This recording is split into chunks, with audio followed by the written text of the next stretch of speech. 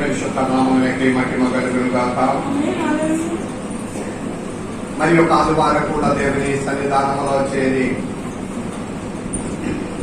దేవుని మహిమ పరచుటకు, స్తుతించి ఆరాధించుటకు ఈ విశ్రాంతి దినము మనకు అనుగ్రహించిన దేవునికి మన పూర్వంగా స్తోత్రం చెల్లించుకుందాం. హల్లెలూయా. గట్టిగా హల్లెలూయా. ఒక వారం అందరూ తన రెక్కల కింద కాపాడి నడిపించిన దేవుడు, ఒక వారం అందరూ రావలసిన ప్రతి బాధలలో, సమస్యలలో, వేదనలో నుండి, ప్రత్యేకంగా మరణంలో నుండి ప్రాణమనే కాపాడిన దేవుడు. మనకు చుట్టూ ఎన్నో ప్రమాదములు జరుగుతున్నాయి. ఆమేన్. మొన్న ఒక వర్తమానం విన్నాము. భయంకరమైన వర్షంలో మంచిర్యాల సైడ్ లో ఒక బైక్ మీద వెళ్లిన వారు ఒక కుటుంబం మీద లైటినింగ్ అది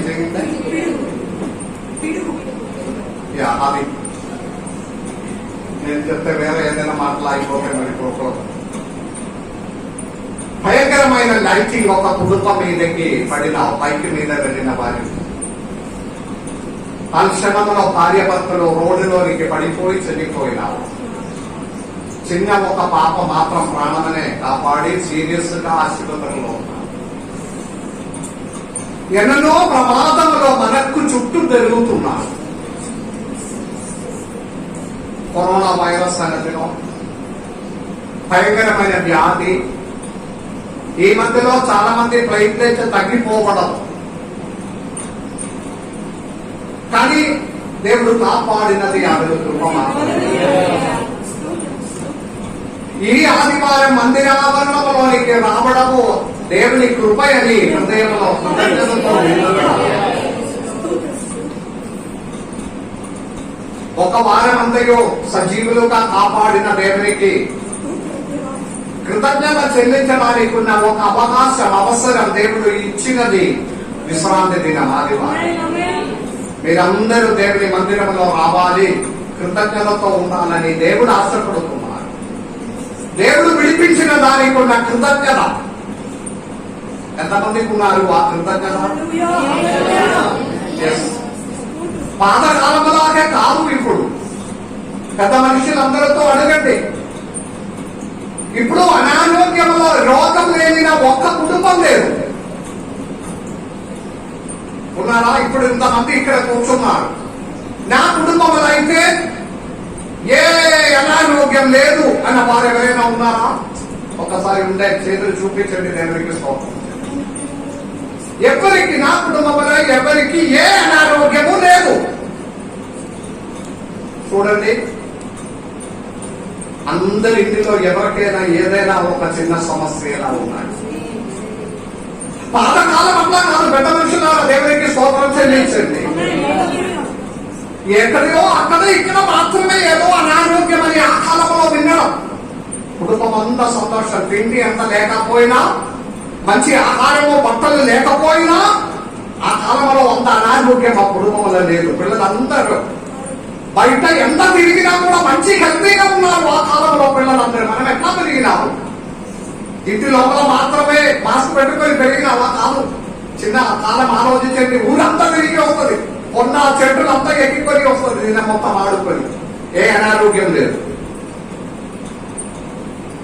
కానీ ఇప్పుడు పరిస్థితి మారిపోయినా అయినా కూడా దేవుడు సమర్థిగా కాపాడినది దేవునికి కృతజ్ఞత ఉండాలి. ఆమేన్. మన జీవితంలో ఎల్లప్పుడూ ప్రథమ స్థానం సర్వశక్తి కలిగిన దేవునికి ఇవ్వాలి. మన మాటలలో ప్రథమ స్థానం దేవునికి, జీవితంలో ప్రథమ స్థానం దేవునికి, మరి పని ఎదుట ప్రథమ స్థానం దేవునికి, మన కుటుంబంలో ప్రథమ స్థానం దేవునికి. అలాంటి వారిని దేవుడు కాపాడుతుంది. చిన్న చిన్న సమస్యలు వచ్చినా, చిన్న చిన్న బాధలు వచ్చినా, కష్టాలు జరిగినా దేవుడు తన బలమైన హస్తముతో పట్టుకొని నడిపించిన దేవుడు. ఆ దేవుని గురించి కొన్ని కార్యములు షేర్ చేసి త్వరగా ముగించుకుందాం. యోహాను సువార్త 1వ అధ్యాయం 35వ వచనం నుండి ఉన్న వేద భాగంలో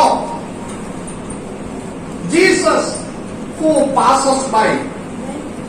మన దగ్గరలో నుండి దాటి వెళుతున్న, మన దగ్గరతో దాటి వెళుతున్న యేసయ్య దేవుడు. Jesus who passes by.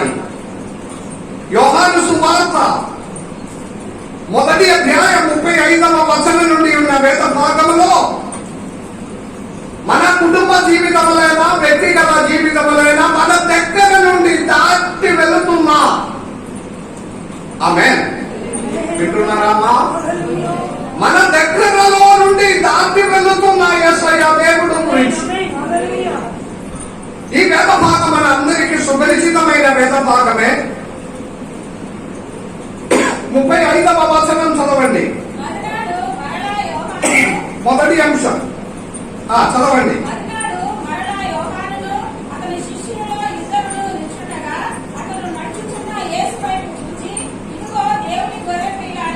బాప్తిసం వచ్చే యోహాను, ఇటువైపు మళ్ళీ చూడండి. వాక్యం చదివినది విన్నాము. నా వైపు, దేవుని వైపు చూడండి. వాక్యంలో బాప్తిసం వచ్చే యోహాను తన శిష్యులిద్దరితో కూడా ఒక చోటులో నిలిచి ఉండగా నడిచి వెళుతున్న యేసయ్య దేవుని చూసి, నడిచి వెళ్ళిపోతున్న యేసయ్య దేవుడు మీ జీవిత విధానంలో, జీవితంలో దగ్గరలో నుండి నడిచి వెళుతున్న యేసయ్య దేవుడు, మీ కుటుంబ జీవితంలో నుండి అక్కడ నుండి నడిచి వెళుతున్న యేసయ్య దేవుడు, సర్వశక్తి కలిగిన యేసయ్య దేవుడు తన ఈలోక జీవితం ముగించి వెళ్ళక మున్పు ఒక మాట అన్నారు, ఇదిగో యుగ సమాప్తి వరకు నేను మీకు తోడే ఉన్నానని. నేను చనిపోయి మరలా లేచినాము, తిరిగి లేచి ఉన్నాము, సజీవుడుగా ఉన్నాను. యేసయ్య దేవుడు చెప్పిన మాట. ఇప్పుడు నేను తండ్రి దగ్గరికి వెళ్ళిపోయినా కూడా సదాకాలం నేను మీకు తోడే ఉన్నాడు. నమ్మిన వారెంతమంది ఉన్నారు? ఆ యేసయ్య దేవుడు ఆ కాలంలో మాత్రం కాదు, ఈ కాలంలో కూడా మన దగ్గర నడిచి వెళుతున్న యేసయ్య. ఆ ఫీల్ అవ్వాలి. యేసయ్య నా ఇంటి దగ్గర నడిచి వెళ్తున్నాను. నేను ఒంటరిగా ఉన్న జీవిత విధానంలో నేను ఒంటరిగా అయిపోయిందని ఫీల్ అయిన సమయంలో నా దగ్గర నడుస్తున్న యేసయ్య దేవుడు. నేను పిల్లల విషయంలో బాధపడినప్పుడు ఆ విషయంలో ఎదుట నడిచి వెళ్తున్న యేసయ్య. పని విషయమై, ఆర్థిక విషయమై, భవిష్యత్తు విషయమై బాధపడినప్పుడు నా దగ్గర నడిచి నడిచి నడిచి వెళ్ళిన యేసయ్య దేవుడు. అది ఫీల్ అవ్వాలి. అది ఫీల్ అవ్వాలి. Praise the Lord. దేవుని బిడ్డలారా, ప్రతి అవసరములు ఎదుట నమ్మాలి. నమ్ముతేనే దేవుని సన్నిధిలో ఈ వాక్యమును నమ్మిన ఎడల మీ జీవితంలో అలాగే జరుగుతుంది. అలాగే జరుగుతుంది. నమ్మాలి. క్రైస్తవ జీవితంలో ప్రాముఖ్యమైనది నమ్మకం. నమ్మకం. నమ్ముతున్నారా? చెప్పడం ఈజీ ఉంది. హృదయంలో నమ్మడం అనేది కొంచెం కష్టమైన కార్యం. 100 అనుభవాలు ఉండే కూడా 101 అనుభవం వచ్చినప్పుడు మన నమ్మకం పోగొట్టిన వారు మనలో చాలా మంది. నమ్మాలే. నా దేవుడు నమ్మదగిన వాడు. నేను బాధపడినప్పుడు నా దగ్గర నడుచుతున్న యేసయ్య దేవుడు ఉన్నారు. నేను బాధపడినప్పుడు, కన్నీరు విడిచినప్పుడు, హృదయం పగిలినట్లుగా శోధనలోనికి దాటి వెళ్ళినప్పుడు నా దగ్గర నుండి నడిచి వెళుతున్న ఒక దేవుడు ఉన్నాడని హృదయంలో నమ్మాలి. నమ్ముతే ఆ దేవుడు మీ కార్యంలో, మీ జీవితంలో అద్భుత కార్యమనే చేస్తుంది. అద్భుత కార్యమనే చేస్తుంది. హల్లెలూయా. లూకా సువార్త 19వ అధ్యాయం 1వ వచనం. లూకా సువార్త 19వ అధ్యాయం 1వ వచనం. ఆయన సంచరించుచు యెరికో పట్టణములో ఆయన సంచరించుచు. ఎవరు? యేసయ్య దేవుడు సంచరించుచు యెరికో పట్టణములోనికి ప్రవేశించి అక్కడ నుండి నడిచి వెళ్తున్నాడు. ఆ వాక్యం కలిపి మరి ఒకసారి గట్టిగా చదవండి. ఆమేన్. ఆమేన్. యెరికో పట్టణంలోనికి ప్రవేశించి నడిచి వెళ్తున్నారా? యెరికో పట్టణం అంటే శాపగ్రస్తమైన ఒక పట్టణం. యెహోషువ గ్రంథములో ఉంది ఆ వాక్యం. యెరికో పట్టణముల మీద నిలవబడి యెహోషువ ఒకానొక రోజు పెద్ద శాపం పలికిన. ఈ యెరికో గోడలను ఎవరైనా ఒకరు కట్టిన ఎడల దాని పునాది వేసిన సమయంలో అతని పెద్ద కుమారుడు చనిపోతుంది అని యెరికో పట్టణం అనే శాపగ్రస్తమైన స్థలం. ఆ శాపములో రెండవ మాట యెహోషువ పలికినది. దీనిని గుంప వేసినప్పుడు రెండవ కుమారుడు ఎవరేసినా రెండవ కుమారుడు చనిపోతుందని యెరికో గురించి గొప్ప శాపం పలికిన శాపగ్రస్తమైన స్థలం యెరికో. ఆ శాపగ్రస్తమైన పడిపోయి వేదనకరమైన శాపగ్రస్తమైన స్థలంలో కూడా నడిచి వెళ్ళిన యేసయ్య దేవుడు ఈ శాపమనే దీవెనలుగా మార్చడానికి, ఈ శాపమనే అనుగ్రహంగా మార్చడానికి, ఈ శాపమనే సంతోషంగా మార్చడానికి యేసయ్య దేవుడు నీ జీవితంలో నడుస్తున్నాడు. హల్లెలూయా, హల్లెలూయా. చీరావాలే. శాపం అంటే మాట ఏంటిదంటే మీరు మంచివాడుగా మారకూడదు, మీరు మంచిగా బ్రతకకూడదు, మీ పిల్లలు జీవించబడకూడదు, మీ తరములు నాశనమైపోవాలి. వేదన పడిన వారెవరో ఎవరో ఎవరో మీ కుటుంబమనే, మీ పెద్దవారినే, మీ తల్లిదండ్రులనే, మీ ప్రవర్తనమనే, మీ జీవితమనే ఏదో అసూయపడి వారి శాపం వరకు ఉన్నారు. ఆ శాపం ఒక చెక్కలో చెదలు పట్టుకునేటట్లుగా, ఒక చెక్క లోపల చెదలు పట్టుకునేటట్లుగా ఆ శాపం నిన్ను తిని తిని తిని నాశనం చేసినప్పుడు గుర్తు చేయాలి. శాపగ్రస్తమైన యెరికోలో నడిచిన యేసయ్య నా జీవితంలో నడుచుకున్నాడని. హల్లెలూయా. శాపమునే మార్చడానికి, శాపమునే తీర్చడానికి, శాపమునే దీవెనలుగా మార్చడానికి దగ్గర నడుచుకున్న యేసయ్య దేవుడు నమ్మాలి, విశ్వసించాలి, దేవునికి చేతులెత్తి పూర్ణ హృదయంతో స్తోత్రం పలకాలి. దిగిరా యేసయ్య. దేవుని విడలాగా ఒకవేళ శాపం లేకపోయినా అంటే ఇది చెప్పినప్పుడు అందరికి శాపం ఉంటుందని కాదు నేను చెప్పినది. హల్లెలూయా. తెలియకుండా, తెలియకుండా లేక వేదనలు బాధలు అనుభవించి ముందుకు కొనసాగడం సాధ్యం కాక, అభివృద్ధి పొందడం సాధ్యం కాక, మెట్టు మెట్టుగా పడిపోయిన సాహచర్యంలో ఉన్నప్పుడు గుర్తు రావాలి. ఆమేన్. నా దగ్గర పక్కన నడుచుచున్న యేసయ్య దేవుడు ఉన్నారు, యేసయ్య దేవుడు ఉన్నారని యెరికోలోనికి వచ్చి నడుచుకోయిన యేసయ్య. ఆమేన్. హృదయంలో వాక్యం హృదయ లోపల పడాలి. ఆ హృదయ లోపల పడి ఈ రోజు యేసయ్య దేవా నా కుటుంబంలోనికి నడవాలి, నా ఇంటిలోనికి నడవాలి, నా జీవిత వేదనలోనికి నడిచి రావాలని మీరు నిజంగా కోరిన వారమైతే ఆరాధన ముగించి ఇంటికి చేరక ఉంటే అద్భుత కార్యములు చేసిన దేవుడు, ఆశ్చర్య కార్యములు చేసిన దేవుడు. Praise the Lord. నమ్మిన వారికి అది జరుగును గాక. యెరికోలో ఆయన నడుచుచుండగా నడిచి వెళ్తున్న యేసయ్య దేవుడు. 18వ అధ్యాయం చదవండి. లూకా సువార్త 18వ అధ్యాయం ఆ 19కి వెనక ఉన్న అదే పేజీలో 18వ అధ్యాయం 37వ వచనం ఒకసారి చదవండి.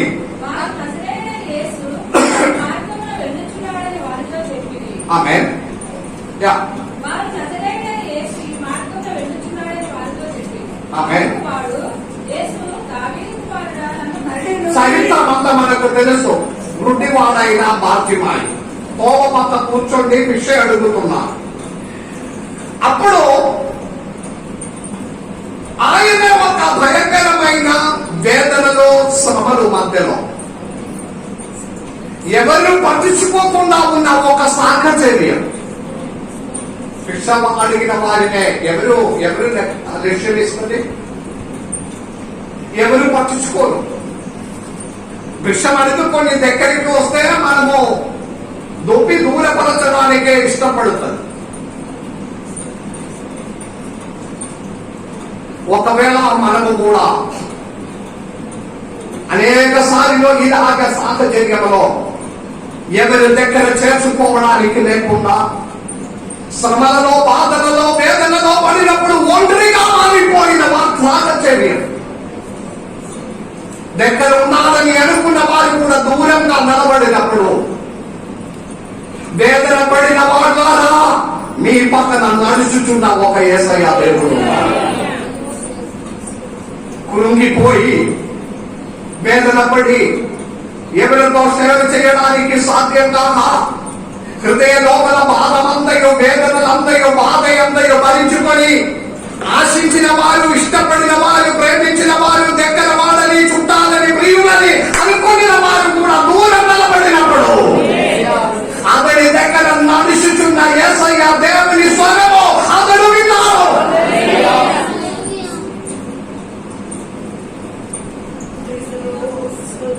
అతడు కేక వేసిన చుట్టాలతో, రక్త సంబంధులతో, ప్రియులతో కాదు, స్నేహితులతో కాదు కేక వేసినది మీ ప్రక్క నడుచుచున్న యేసయ్య దేవునితో కేక వేయాలి.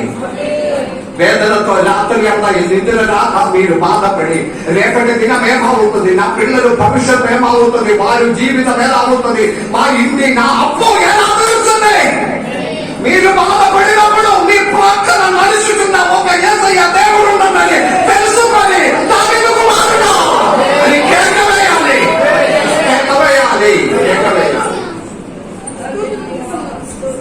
ఆమేన్. నమ్మిన వారిని బట్టి దేవునికి స్తోత్రం. అద్భుత కార్యమని చిన్న దానినే, పెద్ద దానినే, శ్రేష్టమైన దానినే మీ కొరకు చేసిన దేవుడు ఉన్నారు. మీరు నిజంగా కోరిన వారమైతే, నిజంగా కోరిన వారమైతే ఆమేన్. నిన్న ఒక చిన్న ఇన్సిడెంట్, మొన్న ఉపవాస ప్రార్థనలు నేను చెప్పాను హోమ్ సర్వీస్. నేను ఒక పాస్టర్ గారితో కూడా కరీంనగర్ అన్న ఎమర్జెన్సీ కార్యక్రమానికి వెళ్ళినాము, ఉదయం వెళ్ళినా. నేను బయటకు ఎక్కడ పోయి వస్తే ఏదో ఒక చిన్నది తీసుకొస్తుంది ఇంటి వారికి. కారైనా, సమోసా అయినా, మిర్చిబాది అయినా ఏదో చిన్నది ఇంటికి తీసుకొస్తారు.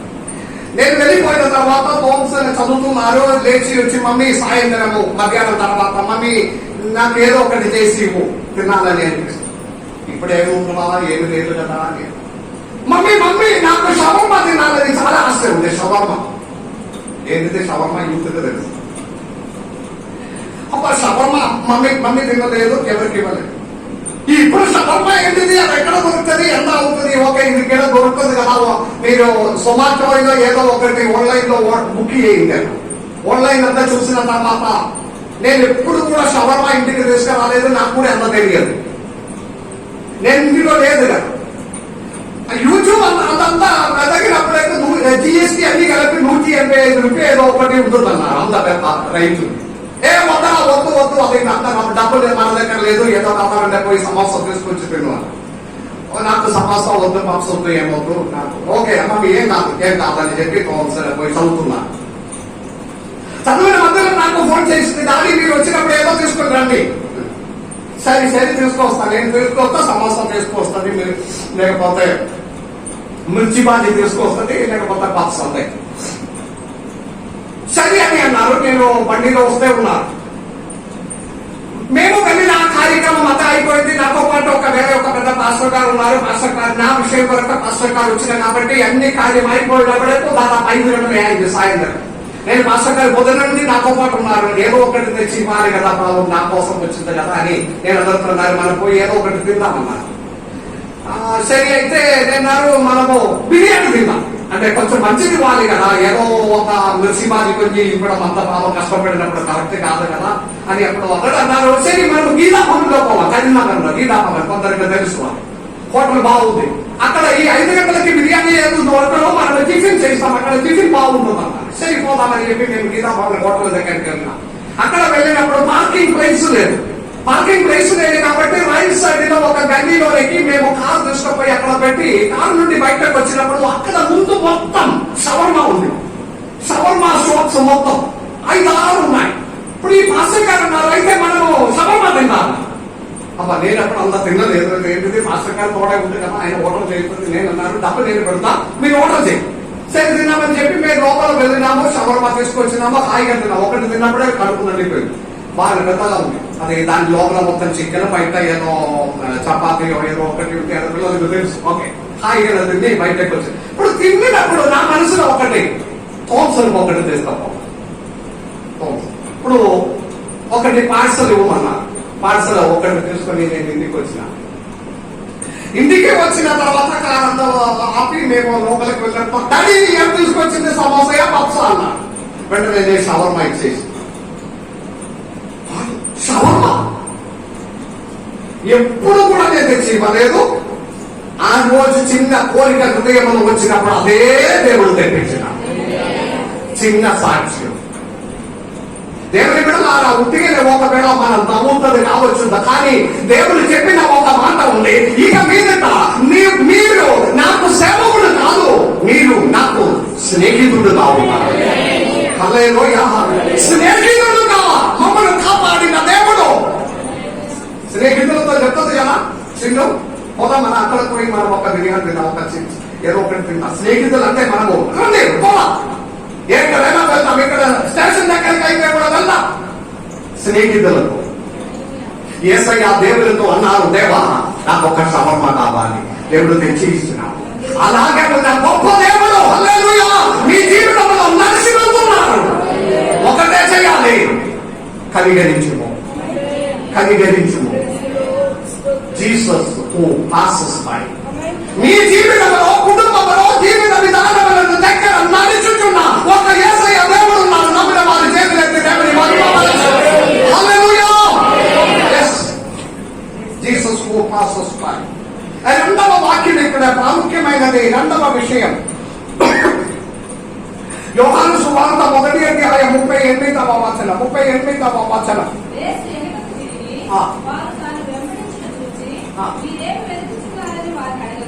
దేవునికి స్తోత్రం. రెండవ అంశం, ఇప్పుడు చరిత్ర కథ మీరు మర్చిపోకూడదు. యేసయ్య దేవుడు అంటే బాప్తిసం ఇచ్చిన యోహాను తన శిష్యులు ఇద్దరితో అక్కడ నిలిచి ఉండగా దాటి వెళుతున్న యేసయ్య దేవుని చూసి, ఇదిగో లోక పాపం అనే మోసుకొని పో దేవుని గొర్రెపిల్ల అని బాప్తిసం ఇచ్చిన యోహాను శిష్యులకి పరిచయం చేశాడు. అప్పుడు ఈ శిష్యులు ఇద్దరు యోహాన్ని అక్కడ విడిచిపెట్టి యేసయ్య దేవుని వెనకపోయారు. హల్లెలూయా, హల్లెలూయా. హల్లెలూయాకి వెళ్ళలేదు. యేసయ్య దేవుని మీ జీవితంలో పరిచయం చేస్తే మీరు అప్పుడు వరకు పట్టుకొని దానిని విడిచి ఆ యేసయ్యనే వెంబడించాలి. ఇప్పుడు బలహీనత లేదంటే మనం ఇప్పుడు వరకు పట్టుకొని వాటన్నిటినీ ఇప్పుడు కూడా పట్టుకొని ఉన్నాం, విడిచిపెట్టలేదు. యేసయ్యనే పూర్తిగా వెంబడించడం లేదు. బాప్తిసం ఇచ్చిన యోహాను విడిచిపెట్టి శిష్యులు ఇద్దరు అప్పుడు వరకు తనకు నాయకుడుగా ఉన్న బాప్తిసం ఇచ్చిన యోహాను, అప్పుడు వరకు మమ్మల్ని నడిపించిన బాప్తిసం ఇచ్చిన యోహాను, అప్పుడు వరకు మమ్మల్ని నడిపించిన అన్ని ఇసమనే. ఆమేన్. అన్ని ఇసమ్స్, అన్ని ఐడియాలజీ అన్నిటిని విడిచిపెట్టి ఒకటే నాయకుడు యేసయ్య దేవుడు, ఆయనను వెంబడించాలి. మన ఇసమ్స్, మన ప్లానింగ్, మన ఐడియాలజీ, మన ఊహాలు, మన ప్లానింగ్ అంతా పక్కన పెట్టి యేసయ్య దేవుడు నీవే మన జీవితంలో. ఆ శిష్యులు ఇద్దరు బాప్తిసం ఇచ్చిన యోహాను విడిచిపెట్టి యేసయ్యనే వెంబడించారు.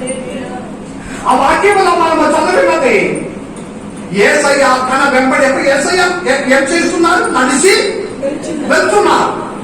అర్థమవుతుందా? దేవునికి స్తోత్రం.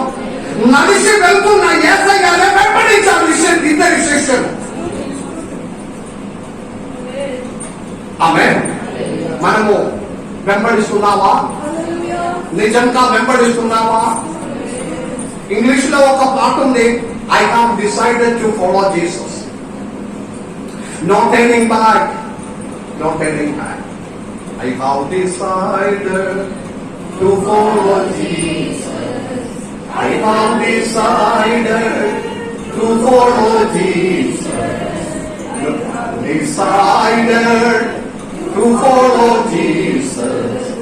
No turning back, no turning back, no turning back, no turning back. నేను ఒకటి నిర్ణయం చేసి ఉన్నా, నేనే సయ్యా దేవుని వెంబడిస్తాను. నేను తిరిగి వెనకైతే చూడను. యేసయ్య దేవుని వెంబడించినప్పుడు Jesus sees who follows him. తన్ను వెంబడించిన వారెవరు అని తెలుసుకోవడానికి ఆయన వెనక్కి చూశారు. 38వ వచనం మరలా చదవండి. యేసు వెనక్కి తిరిగి ఆమేన్ సరిపోయింది. ఆమేన్. అర్థమైన వారు దేవుని మహిమపరచు. యేసయ్య దేవుని నిజంగా వెంబడించాలని ఒకరు నిర్ణయం చేస్తే వారిని విడిచిపెట్టిన దేవుడు కాదు, తిరిగి మన దగ్గరికి చూసిన దేవుడు. మన దగ్గరికి చూసిన దేవుడు అంటే మీ సమస్త దానిని చూసిన దేవుడు, మీరు అనుభవించిన వేదన చూసిన దేవుడు, మీ అనారోగ్యంలోనికి చూసిన దేవుడు, మీ కుటుంబ పరిస్థితిలోనికి చూసిన దేవుడు, మీ నడత చూసిన దేవుడు, మీ ఆలోచన చూసిన దేవుడు. హల్లెలూయా. ఆయన తిరిగి వెనక్కి చూశాడు. ఆమేన్. మమ్మల్ని చూసిన ఒక దేవుడు. మనం అనుకున్నారు నా వేదన ఎరిగిన వారెవరు లేరు. చాలా మంది ఎవరస్తులు ఈ కాలంలో అనుభవించినదంటే తన బాధను షేర్ చేయడానికి ఎవరు లేరు అంటారు. తల్లిదండ్రులతో చెప్పడం సాధ్యం కాదు, స్నేహితులు, నమ్మదగిన స్నేహితులు లేరు, ఎవరితో షేర్ చేయడానికి వేదన ఎరిగిన చెప్పాలంటే ఎరిగిన వారెవరు లేరు. కానీ ఒకటి మాత్రం మనకు ధైర్యం ఇచ్చినది, మన వైపు చూసిన ఒక దేవుడు ఉన్నాడు. తగిన సమయంలో అతడు మమ్మల్ని లేవనెత్తుతుంది. He sees who follows him. తన్ను వెంబడించిన వారెవరెవరు వారి వైపు లక్ష్యం ఉంచిన దేవుడు ఉన్నాడు. అందుకే ఈ వాక్యం అంతా చెప్పడం జరుగుతున్నా. మీరు నిజంగా యేసయ్య దేవుని వెంబడించిన వారైతే, మీ కుటుంబం వెంబడించిన కుటుంబం అయితే, మీ వైపు లక్ష్యం ఉంచిన దేవుడు ఉన్నాడు. మీరు అనుభవించిన వేదనలు, బాధలు, కష్టాలు వాక్యం హృదయ లోపల ఉండాలి. ఈ వాక్యం ఏదియో మీ పదవి మీద వెళ్ళిపోకుండా వాక్యం హృదయంలో సంగ్రహించి వెళ్ళండి. వేదన పడినప్పుడు మీరు అదిని వెంబడించిన బిడ్డ అయితే మీ వైపు లక్ష్యం ఉంచిన దేవుడు. నమ్ముతున్నావా? దేవుని బిడ్డలారా, మీరు నిజంగా నమ్ముతున్నారా? నా వేదన ఎరిగిన దేవుడు ఉన్నాడు. యేసయ్య ఒకప్పుడు అన్నాడు, మీ తన వెంట్రుకలు కూడా లెక్కింపై చేసి ఉన్నాడని. అలాగే అయితే మీ వేదన, మీ బాధలు, మీ కష్టాలు, మీ సమస్యలు, మీ సుఖ దుఃఖములు, మీ కోరికలు, మీ ఆశలనే ఎరిగిన దేవుడు. ఆయన తిరిగి నిన్ను విడిచిపెట్టిన దేవుడు కాదు, నిన్ను మర్చిపోయిన దేవుడు కాదు. మన దేవుడు యేసయ్య దేవుడు. ఆమేన్. దేవుని బిడ్డలారా, 19వ అధ్యాయము యోహాను సువార్త 19వ అధ్యాయం 25-26 వచనాలు.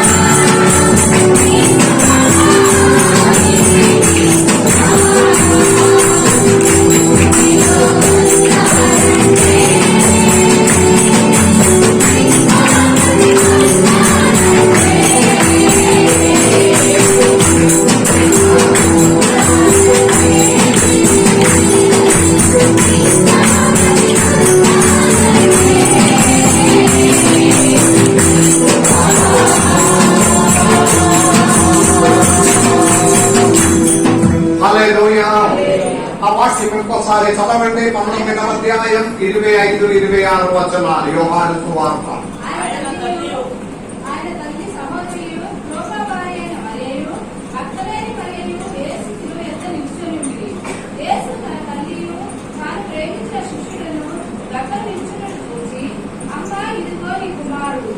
యేసయ్య దేవుడు సిలువ వేసిన సమయంలో సిలువలో మరణమనే ముఖాముఖంగా చూసిన సమయంలో జరిగిన సంఘటన ఇది. మరి ఒకసారి కూడా గట్టిగా చదవండి.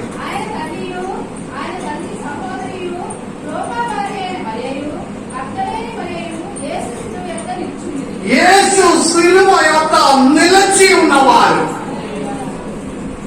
చాలా మంది విడిపోయినప్పుడు మరణము నా దగ్గర వచ్చిన నేను నిన్ను విడవను అని చెప్పిన పేతురు అక్కడ లేదు.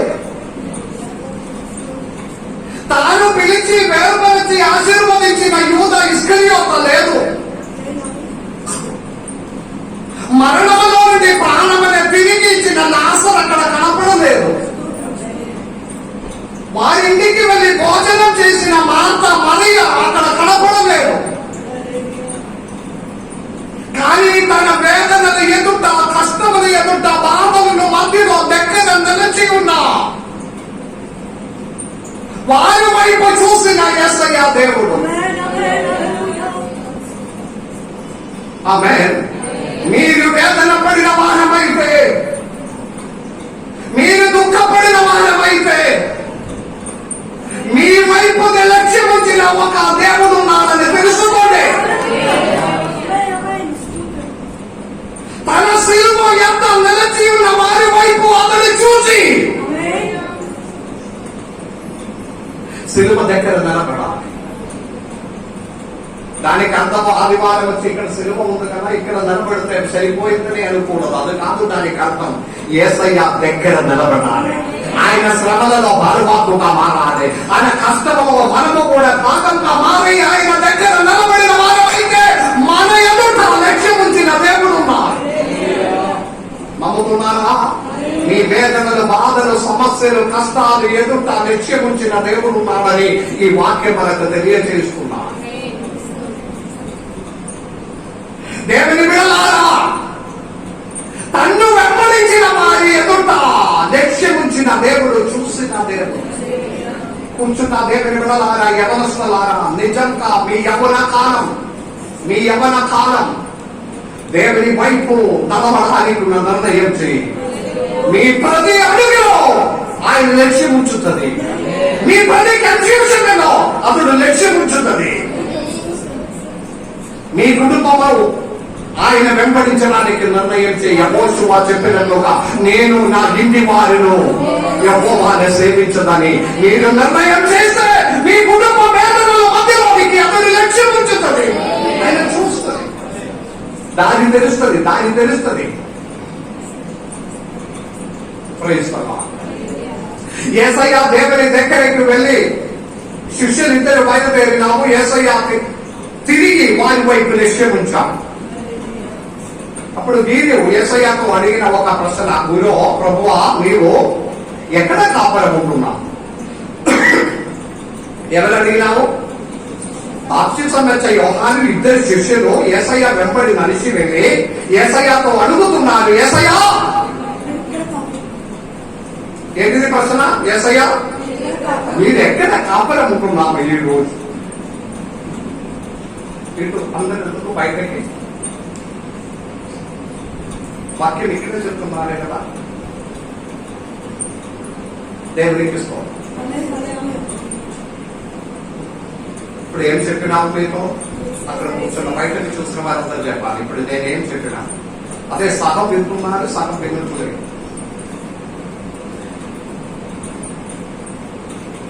తన వెంబడి వెళ్ళిన శిష్యులు యేసయ్యతో ఒక మాట అడిగిన, ప్రభువా ఈ రాత్రి మీరెక్కడ కాపరం ఉంటున్నాం? వెదగాలి. యేసయ్య మీరు ఎక్కడ ఉన్నా? హృదయ లోపల ఒక కోరిక,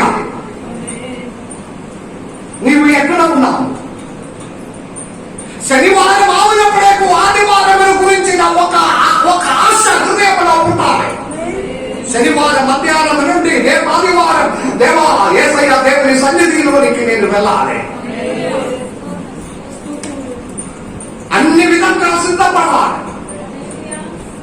ఎంత కష్టమైన పని అయినా కూడా. నిన్న నేను గమనించినాము, ప్రైమ్ నా పక్కన వాడు కాబట్టి వచ్చినప్పటికీ 11:30 అయింది అనుకున్నా. అంత లేట్గా పని చేసి కఠినమైన కష్టపడి చేసిన పని ముగించి ఇంటికి వచ్చినప్పటికీ రాత్రి 11:30. ఉదయం 7 గంటలకే లేచి వచ్చి సత్సంతంలో కూడా ఒక పెట్టడమంతా. మన బలహీనత, మన మనసిపోయినది దేవుని కార్యములో మీరు లక్ష్యం ఉంచక దేవుడు మన వైపు దేవుని కొరికే మరి చెప్పాలి. అప్పుడు మన ప్రతి కార్యమని చేయడానికి అందులో మన వైపు లక్ష్యం. శిష్యులు అడిగిన యేసయ్యా నీవు ఎక్కడ, చెప్పండి మీరెక్కడ కాపురం ఉంటున్నావు, ఈ రోజు మీరెక్కడ నివాసం, మీరెక్కడ స్టే చేస్తున్నారు? ఒకవేళ చెప్పది పక్కన ఎమ్మెల్యే వారు ఉన్నారు కదా, ఎమ్మెల్యే ఇక్కడ పెద్ద బెంగళా ఉంది, నేను అక్కడ పోతాను అనుకున్నాను. అక్కడ ఒక పెద్ద సెట్ ఉంది, ధనవంతుడు, వారికి ఒక బెంగళా ఉంది, అక్కడ ఉంటున్నాము. మనము అయితే ఎక్కడ ఉంటుందని చెప్తే పెద్దవారు ఎవరుంటో వారి పేరు చెప్పడానికి ఇష్టపడుతుంది కదా, పెద్దవారి పేరు చెప్పడానికి ఇష్టపడుతుంది. యేసయ్యా మీరు ఎక్కడ కాపురం ఉంటున్నావు? వెతకాలి ప్రతి ఒక్కరు. యేసయ్యా మీరు ఎక్కడ ఉన్నారు, మీరు ఎక్కడ ఉన్నారు, మీరు ఎక్కడ ఉన్నారు, మీరు ఎక్కడ ఏ కుటుంబంలో ఉన్నారు? ఆడపిల్లల్ని పెళ్లి చేసి పంపించక ముందు తల్లిదండ్రులు అక్కడ ఎంత డబ్బు ఉంది, ఎంత బెంగళా ఉంది, గుణం ఉన్నారా అని దానికి ముందే యేసయ్య ఉన్న ఇల్లా అని అడగాలి. యేసయ్య దేవుడు నివసించిన కుటుంబమా? ఈ కాలంలో అది కాదు, ఎంత డబ్బు ఉందని చూస్తారు. వారికి ఉద్యోగం ఉందా, డబ్బు ఉందా, గుణం ఉందా, ఎన్ని రష్లు ఉంది, ఎన్ని బిల్డింగ్స్ ఉంది, ఎంత మాత్రం స్థలం ఉంది, అలాగే అయితే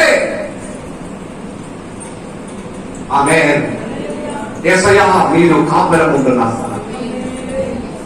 ఎక్కడ కాపురం ఉంటున్నాం? యేసయ్య ఎమ్మెల్యే ఇల్లు చెప్పలేదు, ఎంపీ ఇల్లు చెప్పలేదు, మినిస్టర్ మంత్రి వారి ఇల్లు చెప్పలేదు, ధనవంతుడు ఇల్లు చెప్పలేదు. యేసయ్య ఒకటే అన్నారు, ఏంటది? వచ్చి చూడుడి. హల్లెలూయాకి బలం లేదు. వచ్చి చూడుడి. యేసయ్య దేవుడు ఎక్కడ నివాసం ఉంటుందని మీరుతో చెప్తే లాభం లేదు. వెళ్ళి అనుభవించాలి, వెళ్ళి చూడాలి. ఆమేన్. శనివారం ఒక మీటింగ్ ఉంది కొలంబరికి, నేను అక్టోబర్ 2 గాంధీ జయంతి లేదు. ఎవరుంది, ఎట్లా ఉంది? గురువారం 30 తారీఖు మన చర్చిలో మీటింగ్ ఉంది, ఒక రోజు ఉపవాస ప్రార్థన. ఎవరు వస్తున్నారు పాస్టర్ గారు? కేరళ సాగుడి మాస్టర్ వస్తున్నారా, లేకపోతే ఎవరు వస్తున్నారు? కేరళ నుండి ఎవరు రావడం లేదు. ఎలా ఉంటుందని తెలుసుకొని నా తర్వాత, అందుకే నేను పేరు ప్రకటన చేయట్లేదు. ఏ గెస్ట్ స్పీకర్ అని ఇప్పుడు వరకు చెప్పలేదు. లేదు గెస్ట్ స్పీకర్ ఎవరిని చూసి కాదు మందిరంలో రావడం. దేవా మీరు ఎక్కడ కాపురం ఉన్నారు, నేను అక్కడికి వచ్చేస్తా. యేసయ్య అన్నారు వచ్చి చూడండి, కమాన్సి వెళ్ళి అనుభవించాలి, వెళ్ళి అనుభవించాలి. పోయిన శుక్రవారం ఎంతమంది రాలేకపోయినారు? ఆ వాక్యం అలా చెప్పిన వాక్యం కాదు, 16 రోజే చెప్పి ముగించిన.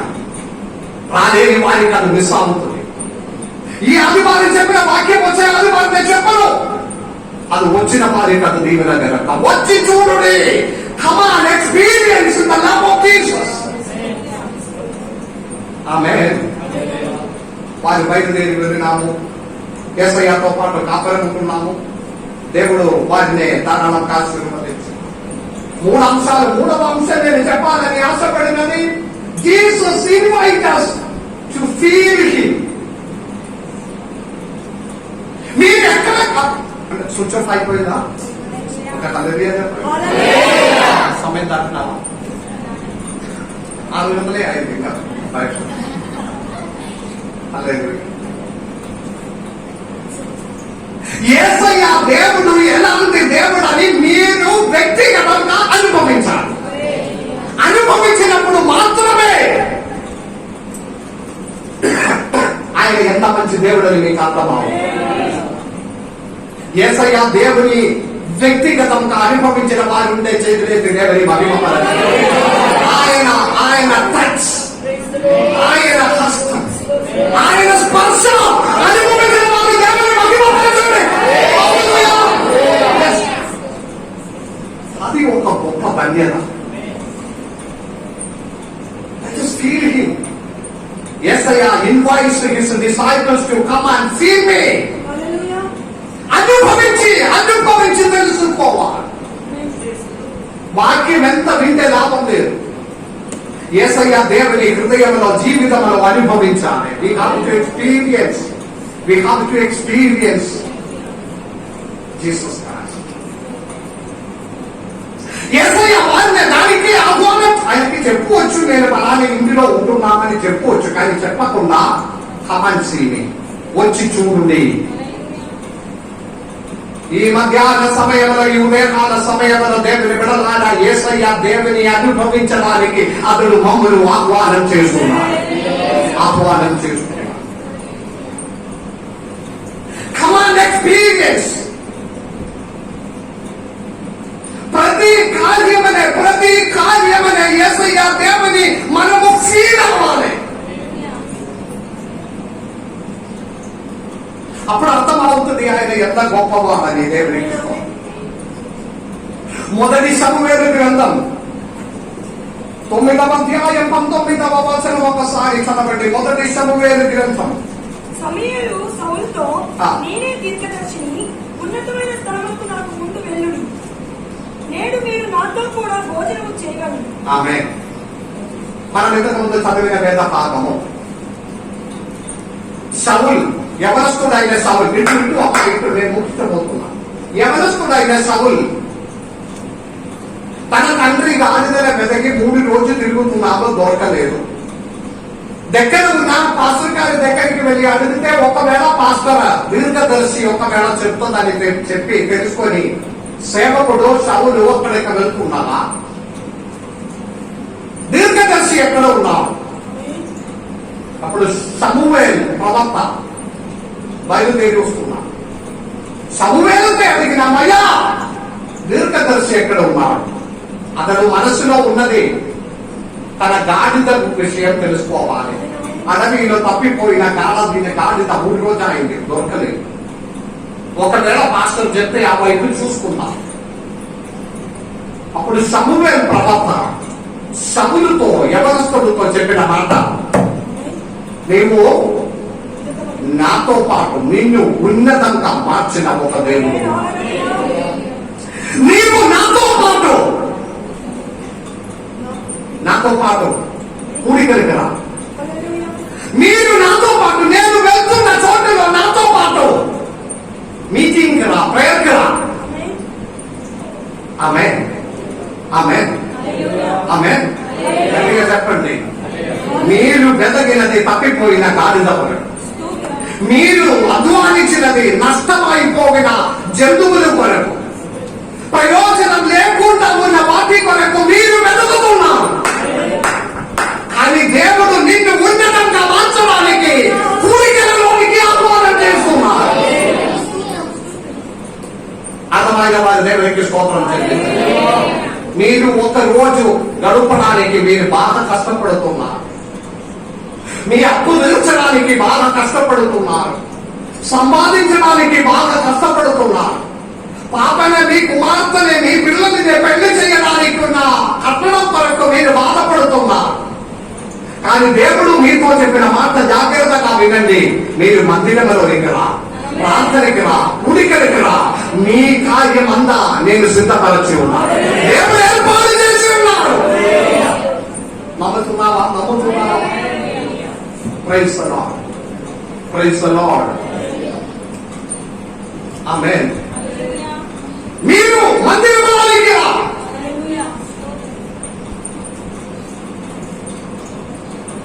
మనకు అది సాధ్యం కాదు. మనం కష్టపడుతూనే ఉన్నాం.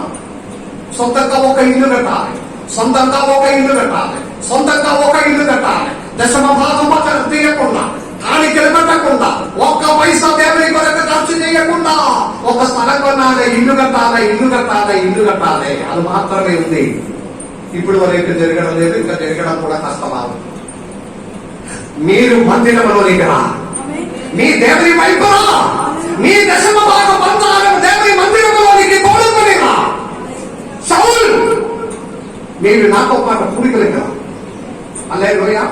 దాంతో పాటు ఇంకొక మాట కూడా సమూయేలు అన్నారు, తప్పిపోయిన గాడిద. కింద చదవండి, వాక్యం చూడండి. రేపు నీ మనసులో ఉన్నదంతయు నీకు తెలియచేసి నిన్ను వెల్లడించను. 3 దినముల క్రిందట తప్పిపోయిన నీ గార్ధవమును గూర్చి మీకు అంటే మీరు వెతకినదేమి చెప్పండి. మీరు వెతకినది తప్పిపోయిన తండ్రి గాడిద, మీరు కష్టపడినది గాడిద, మీరు శ్రమపడినది గాడిద, మీరు సమయం అంతా ఖర్చు పెట్టినది తప్పిపోయిన గాడిద గురించి. 3 రోజుల క్రింద నష్టమైన గాడిద గూర్చి విచారపడకము. అవి దొరుకుతున్నవి అంటే ప్రసన్న పాస్టర్ ఆల్రెడీ వచ్చేసింది, అదే కదా, అంతే. అది తండ్రి ఇంటికి వచ్చేసింది. ఎప్పుడు ఎప్పుడు ఎప్పుడు నీవు కుడికలికి రావడానికి నా నిర్ణయం మీ మనసులో వచ్చినప్పుడు నీకు నష్టమాయదందయు తిరిగి ఇవ్వడానికి దేవుడు రెడీగా ఉన్నాడు. నీకు నష్టమాయదందయు, మీరు వెతకినదందయు, మీరు కోరినదందయు నీకు ఇవ్వడానికి దేవుడు సిద్ధంగా ఉన్నాడు. నీవైతే కుడికలికి రా.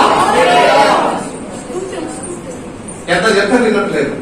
మళ్ళీ వచ్చే వారం పడిపోతుంది కదా. ఇంత వాక్యం ఈ రోజు విన్నాము, కానీ హృదయంలో నమ్మకం రావట్లేదు. అబ్బా నేను పోవలేకపోతే నా పని వారందరూ, పని మనుషులందరూ, మా చెడ్డ అందరూ, మా మనుషులందరూ తీసుకున్న వారందరూ ఫోన్ చేసి నన్ను తిరుగుతుంది, అట్లా చేస్తుంది, ఇట్లా చేస్తే సేడు తిరుగుతుంది, ఎంతో కారణం. అక్కడ ఫంక్షన్ ఉంది, నేను పోవలేకపోతే ఏమవుతుంది, ఇక్కడ కార్యక్రమం ఉంది, అక్కడ ఒక పంచాయతీ ఉంది, నేను వెళ్తేనే అది నడుస్తుంది. ఏ లాభం ఉంది? నష్టం తప్ప. యేసయ్య అన్నారు, నన్ను విడిచి మీరు ఏమి చెయ్యరాదు. నన్ను విడిచి మీరు ఏమి చెయ్యరాదు. సాధ్యం కాదు. కాబట్టి దేవుని విడలారా, యేసయ్య తను ఎక్స్పీరియన్స్ చేయడానికి ఆహ్వానం చేస్తున్నారు. ఫీల్ మీ. నేను నిన్ను ఆశీర్వదించిన దేవుడు, నష్టమైన అందయు మీకు తిరిగి ఇచ్చిన దేవుడు, మీరు కష్టపడిన దేని కొరకు అదందయు ఇవ్వడానికి నేను సిద్ధంగా ఉన్నాను. ముందు ఆయన రాజ్యము నీతి వెలుగుడి, ఇదంతయు మీకు దొరుకును. నమ్మాలి, నమ్మాలి. నేను ఇక్కడ ముగించుకుంటా దేవుని విడలారా. 3 అంశాలు ఇక్కడ ముగించుకుంటా. దేవుని వెంబడించాలి. దాటి వెళుతున్న దేవుడు యేసయ్య దేవుడు. నీ ప్రతి వాదనము, శ్రమలు, కష్టాలు మధ్యలో కూడా దాటి వెళుతున్న యేసయ్య దేవుడు. ఆ దేవుని వెంబడించాలి. రెండవది, అతని వెంబడిస్తే విడిచిపెట్టిన దేవుడు కాదు, తిరిగి నిన్ను గమనించిన దేవుడు, నీ వైపు లక్ష్యం ఉంచిన దేవుడు హృదయంలో దాచుకొని పోవాలి. 3వది, తనతో పాటు ఉండడానికి, తన్ను ఫీల్ చేయడానికి, తన్ను అనుభవించడానికి ఆహ్వానం చేసిన దేవుడు. తన్ను అనుభవించడానికి ఆహ్వానం చేస్తున్నాడు. ఫీల్ మీ. దేవుని విడలారా, ఆ ఒక నిర్ణయం మనం చేసుకున్నాం. ఒక నిమిషం కళ్ళు మూసుకోండి. అందరూ అదే విధంగా కళ్ళు మూసుకోండి. అదే విధంగా కూర్చున్న వారందరూ కళ్ళు మూసుకోండి. యేసయ్య, నా సమస్యల మధ్యలో దాటి వెళ్తున్న యేసయ్య, నా కుటుంబం పక్కన దాటి వెళ్తున్న యేసయ్య, నా ఇంటికి రండి, నా ఇంటికి రండి, నా జీవితంలోనికి రండి, నా వైపు లక్ష్యం ఉంచి యేసయ్య మీకు స్తోత్రం అని చెప్పండి. నా శ్రమల ఎదుట లక్ష్యం ఉంచి, వేదనల ఎదుట లక్ష్యం ఉంచి యేసయ్య మీకు స్తోత్రం. నిన్ను అనుభవించడానికి, ఫీల్ చేయడానికి నువ్వు ఆహ్వానం చేసుకున్నారు కదా. నష్టమైనదంతయు మరలా ఇవ్వడానికి శక్తి కలిగి యేసయ్య, ఇదిగో నేను వస్తున్నాను. హృదయంలో చెప్పండి, యేసయ్య, యేసయ్య, ఈ రోజు నేను వస్తున్నా. ఒక గట్టి నిర్ణయంతో నిన్ను అనుభవించడానికి, నిన్ను ఫీల్ చేయడానికి, నీ వైపు నిలవడానికి, నీతో కాపురం ఉండడానికి నన్ను అంగీకరించింది. చెప్పండి హృదయంలో, నన్ను అంగీకరించండి, నా కుటుంబం అని అంగీకరించండి. తిరుగుబాటు చేయకుండా, వెనకపడకుండా ముందు కొనసాగుటకు సహాయం చేయండి. ప్రార్థన ఆలకించినందుకు స్తోత్రం. యేసు నామములో అడిగి వేడుకున్నాం తండ్రి. ఆమేన్.